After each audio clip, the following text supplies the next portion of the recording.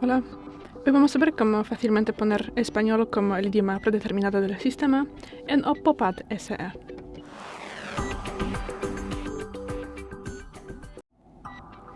Empezamos con la abierta de ajustes. Luego tendremos que bajar y buscamos la pestaña System and Update. Tras eso aquí entramos en la tercera posición, Language and Region, idioma y región. Luego pulsamos aquí Edit, Editar y buscamos español. Y bueno, lo pulsamos y luego confirmamos con la opción en rojo. Y bueno, y ya lo tenemos puesto como el idioma principal. Y bueno, si queremos quitar otros idiomas, pulsamos aquí y ya es todo. Gracias por ver el vídeo, danos un like y suscríbenos. Hasta luego.